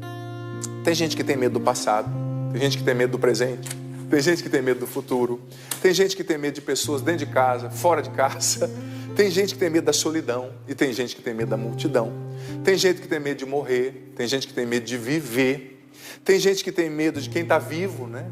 Tem gente que tem medo de quem está morto, tem gente que tem medo de avião, de elevador, de dirigir, do inseto, de um bicho, né? De um lugar específico. Tem gente que tem medo de perder as coisas, de ficar velho. Esse medo de ficar velho, por exemplo, tem atingido muitas pessoas. Eu vi uma pesquisa ontem, não muito recente, mas ela é interessante. Ela revelou que os 3 principais medos do brasileiro são, preste atenção, primeiro medo do brasileiro, perder dinheiro, ficar sem condições, né? Segundo principal medo do brasileiro, a morte de quem a gente ama. E o terceiro principal medo do brasileiro, terminar a vida sozinho, medo da rejeição, né? Olha só. E essa pesquisa dizia que quase 95% desses medos nunca acontecem. É aquilo que a gente chama de sofrimento psíquico, né? A pessoa gasta tanta energia com medo antes de acontecer um negócio, que quando acontecer um negócio a pessoa morre, porque já não tem mais energia. Estou rindo para não chorar, tá, gente? O padre, entenda-me, o padre é feliz, eu não estou debochando, né? Imagina, a pessoa gasta tanto medo, tanta força, porque o medo consome uma energia da gente, né? Uma prisão, olha só. Medo de perder dinheiro, né? Tanta gente. Filho, tenha calma, confia em Deus, confia na providência de Deus, faça o seu melhor. E olha, saiba que rico não é quem tem muito. Rico é quem precisa de pouco para ser feliz. Rico não é quem tem muita coisa, é quem precisa de pouco para ser feliz. Você não precisa de tanta coisa assim para ser feliz, não. Que essa pandemia venha nos ajudar a entender isso, né? Não é tanta viagem, não é tanta coisa. O teu filho talvez não precise tanto presente, tantas idas para Disney. Quem pode, né? Quem vai, mas talvez precise um pouquinho mais da tua presença com ele, né? Que você leia ali uma historinha para ele, converse com ele, e assim sucessivamente. Olha só, o medo paralisa a gente, ele rouba a oportunidade. Por exemplo, uma pessoa que tem um trauma ali, uma ferida de rejeição, você vê que, por que o padre pediu para você acompanhar toda semana? Porque as feridas estão interligadas, né? Uma pessoa que tem uma ferida de rejeição, que foi rejeitada num relacionamento por um namorado, por um esposo, enfim, por um namorado, aquilo gera um medo tão grande nela que ela se bloqueia quando alguém se aproxima, um outro namorado, ou outro possível parceiro, né? Possível ali pretendente, melhor dizendo, porque ela tem aquele medo, e aquele medo gera aquela voz, tá vendo? Ele vai te deixar. Ele vai te deixar. É a rejeição que gera a inferioridade, que gera o medo, tá tudo no mesmo pacote, né? Por isso que a gente precisa entender todas as feridas e entender o que a Bíblia nos diz para curá-las, né? No Espírito e no amor de Deus. No batismo no Espírito e no batismo constante no amor de Deus. Então você vai perdendo oportunidades. Olha só, tem gente que não sai da cama, não vai trabalhar por medo. Tem gente que perde muitas oportunidades. E você sabia que a gente precisa racionalizar o medo? Racionalizar. Porque tem medos que são irracionais. Eles não têm fundamento. Por exemplo, você já ouviu aquela metáfora do tigre de papel? Eu gosto demais, eu coloquei no livro Conquistando a Liberdade Interior, que diz que tinha um jovem na China, foi passear numa daquelas florestas tropicais da China, e se perdeu ali do grupo, mas ele sabia o caminho, ele ia embora. De repente, a hora que ele ia sair, ele viu por trás do arbusto uma sombra grande de um tigre. E ele ficou paralisado, com medo. Aqueles tigres de Bengala que tem muito ali na região, né? E ele não se moveu. E o dia foi indo, à medida que o sol ia ficando mais intenso, a sombra ia aumentando, ele paralisou. Aí à noite, a hora que o sol foi embora, a sombra subiu, mas ele falou, não, o tigre está ali. Se eu me mexer, ele me mata. Passou a noite inteira imóvel. Gente, ali ele fez as necessidades em pé onde ele estava. Ele estava com fome, com sede, era bem dentro do parque, ninguém o encontrou. No outro dia, quando o sol nasceu, a sombra foi aumentando. Ele ficou 2 dias, quase 2 dias e meio ali, você acredita? Quase estava morrendo. Quando deu 2 dias e meio, ele falou, olha, eu vou morrer de qualquer jeito, ou de fome aqui sozinho. Ai, eu vou morrer, mas pelo menos eu vou morrer que nem homem, eu vou lutar. Depois de quase 2 dias e meio, ele pegou coragem, correu, foi atrás do arbusto para enfrentar o tigre. A hora que ele viu, era um tigrezinho de papel desse tamanho que uma criança tinha deixado, brincando. Mas a hora que a sombra batia naquele tigre de papel, o sol batia, aliás, fazia aquela sombra enorme, né? E ele via aquele tigre de papel ali. Olha só, gente. Aí ele ficou com a raiva, chutou o tigre de papel, rasgou e foi embora. Foi ao banheiro, foi tomar banho, foi comer, quase morreu. Você sabia que a maioria dos nossos sofrimentos, dos nossos medos, eles estão só aqui, ó. São tigres de papel. Com a força que vem de Deus, você tem que rasgar hoje esses tigres de papel. Parar de alimentar o medo. Às vezes os pais alimentam os medos nos filhos. Eu fico admirado. Não sei, agora a geração mudou. Mas quando eu era criança, qual era, na nossa geração, Peter, Paula, Val, qual era a música que os papais cantavam para os filhos descansarem? Uma música muito tranquila, relaxante. Dorme, bebê, que a cuca vem pegar. Papai foi na roça. A mamãe, eu não lembro onde foi. Foi no cafezal, né? É. O que é a cuca, gente? É um monstro. Você já viu a cuca? É um bicho, é um monstro lá de um desenho. Claro que nos padrões das animações de hoje é até ridículo. Mas naquela época era um monstro que a gente conhecia. Um bicho papão. Então você fala, ó, dorme, bebê. Ou seja, criança, você está perdida, para não dizer outro termo, né? O pai vai trabalhar, a mamãe vai no cafezal, você vai ficar sozinho com o monstro. Relaxa, cresce amedrontado, medo de ser rejeitado, medo de envelhecer, medo de morrer. Isso é uma prisão. Deus não te quer com medo, Ele está com você. O dia que você tiver que morrer, Ele vai estar com você. Se você tiver que passar pelo vale da doença, Ele vai estar com você. Se o casamento não der certo, Ele vai estar com você. Seja livre. Pelo amor de Deus, Deus não te quer escravo de medos, sejam reais ou imaginários, sejam tigres de papel ou tigres de verdade. Como Davi enfrentou Golias com 5 pedrinhas, enfrenta os tigres de verdade com as pedras da fé e da oração, da confiança em Deus, sabe? E olha, caminho para a conclusão, porque no final hoje eu quero dar um método aqui de oração para a cura interior. Mas ontem eu estava refletindo e fazendo estudos também, a partir da Bíblia e de pesquisas. Onde nasce o medo? O que gera o medo? Olha só, existe uma tríade que gera o medo. Pensamento, sentimento, comportamento. O que é o medo? Você tem um pensamento de medo. Eu não vou conseguir. Você tem um sentimento de medo. Meu Deus do céu, vai dar tudo errado. E você tem um comportamento de medo. Por exemplo, você vai fazer uma prova. A pessoa vai fazer uma entrevista de emprego, uma prova lá, um vestibular. Ela vai pensando, meu Deus, eu não vou conseguir, é muito difícil, eu não sou capaz. Meu Deus, que medo. Esse pensamento gera um sentimento, aquele desespero, né? Que é filho do medo. O desespero é o primeiro filho do medo, né? Meu Deus, não vai dar certo. Aquela agonia, aquela aflição, ela está sentindo. Só que esse pensamento que gerou um sentimento vai gerar um comportamento. Ela vai ficar ofegante, vai ter pouca ventilação, aí o pH do sangue fica alcalino, né? Gera aquele formigamento às vezes na mão, aqui na boca. E com o pH alcalino, tem pouca oxigenação cerebral, ela não consegue formar sinapses, pensar direito, né? Então o pensamento gerou um sentimento, gerou um comportamento, e esse comportamento, com todas essas consequências, faz com que a pessoa tenha um branco e esqueça na hora da prova até do que ela já estudou e sabia. Tá vendo? Pensamento gera sentimento que gera comportamento. Você talvez está alimentando o seu medo no pensamento, que está gerando sentimento e que está gerando comportamento que está limitando você. É como a depressão. A depressão nasce na cabeça. Você encana com uma coisa negativa e você vai vivendo aquilo que é chamado, em algumas linhas científicas, de ruminação negativa. Você vai ruminando. Ai, meu Deus, a Paula me distratou. Ai, meu Deus, no fundo ela não gosta de mim. Ai, meu Deus, no fundo é porque eu não sou bom bastante. Ai, meu Deus, é porque no fundo eu não falei o que eu devia falar. Sabe, é uma ruminação negativa. Então, como vencer o medo na raiz? É preciso transformar o pensamento, que por sua vez vai transformar o sentimento, que por sua vez vai transformar o comportamento. E aqui entra o poder dessa arma, toda marcadinha aqui minha Bíblia. Porque a carta aos Filipenses, capítulo 5, versículo 2, diz o seguinte: tende em vós o mesmo pensamento do Cristo Jesus.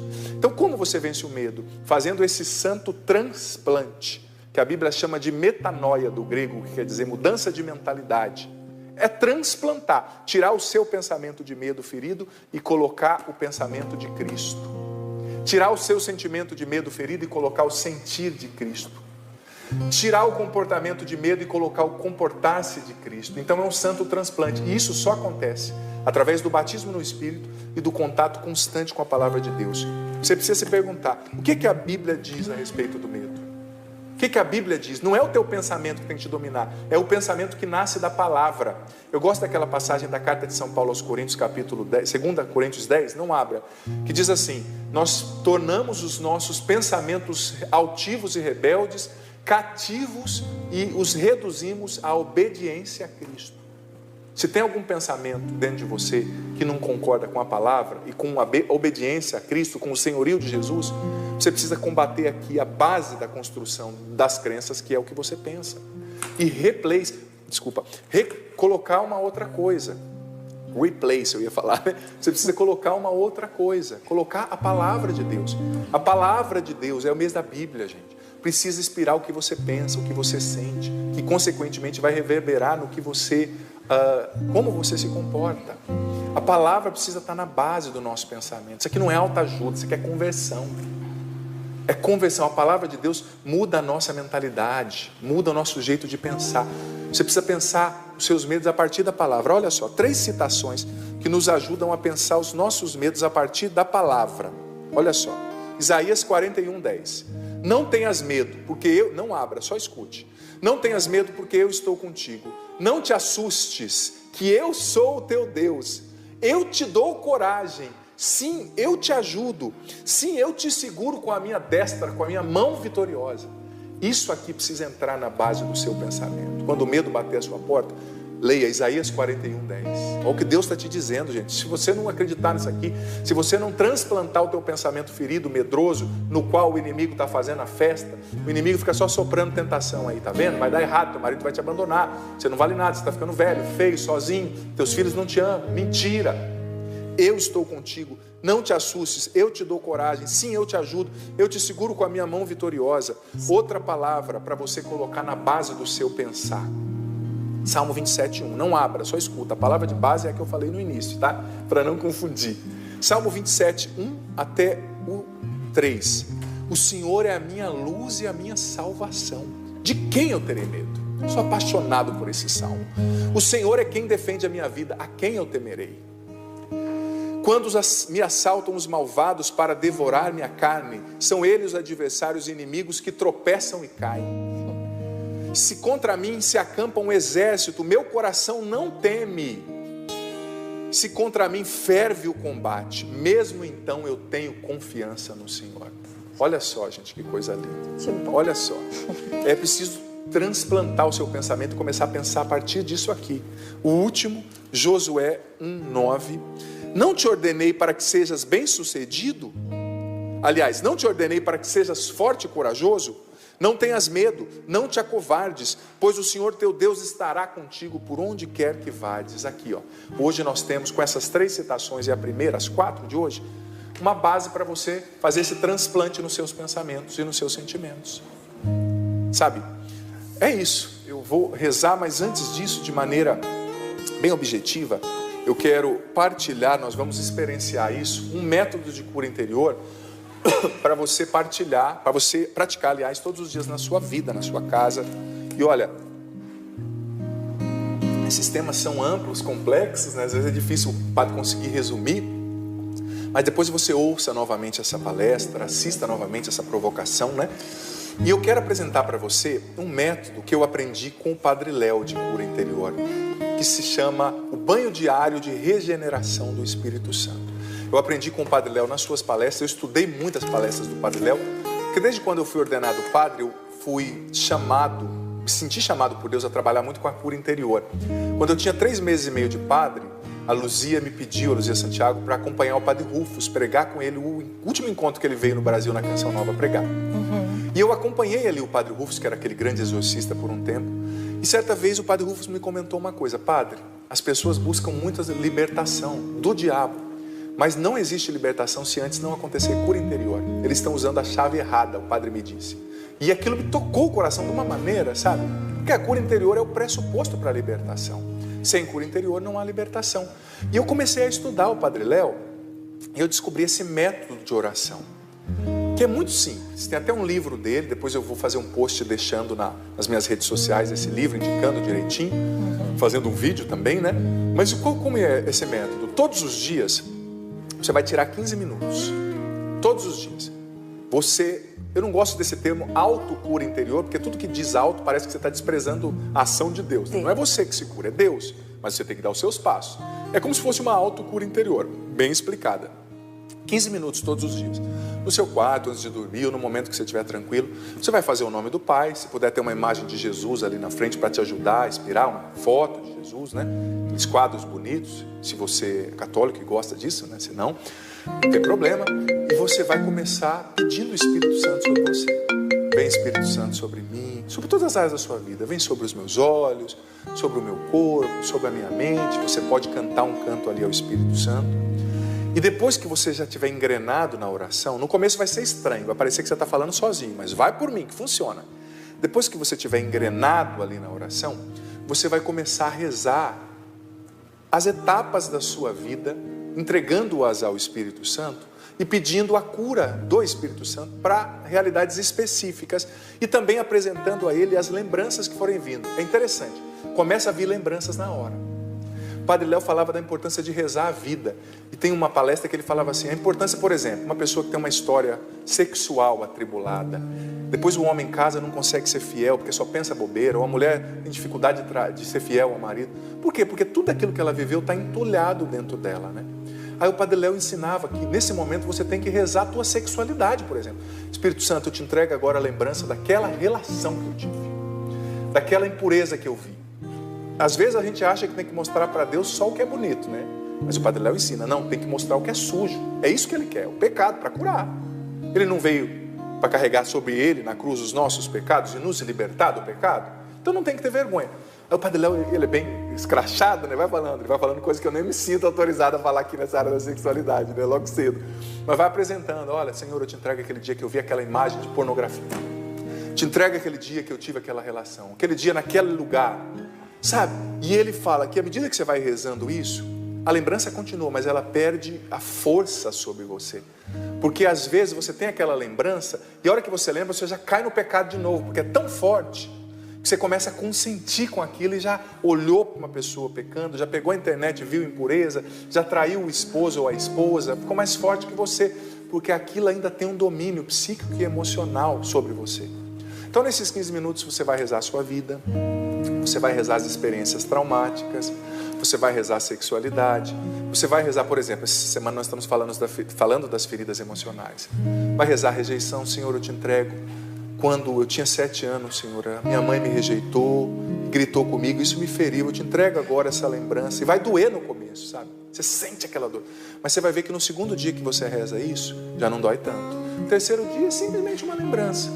Então é rezar as etapas da vida durante 15 minutos, não precisa mais que isso. No final, você pede que o Espírito Santo venha selar tudo isso em você, preencher os espaços vazios e encerra a oração. Você vai ver, se você fizer isso todo dia, os frutos que você vai ter. Mas precisa ser com inteligência. Vai rezando um dia a infância, outro dia a história sexual, outro dia as situações de rejeição, outro dia as situações de culpa, outro dia os medos que você tem. Eu, por exemplo, tinha uma época da minha vida que eu tinha muita dificuldade de dormir. Eu percebi que eu tinha um medo de dormir, porque eu falava, a hora que eu deitar na cama eu não vou conseguir dormir. E eu comecei a rezar nessa época. Espírito Santo, eu te entrego meus pensamentos de insônia.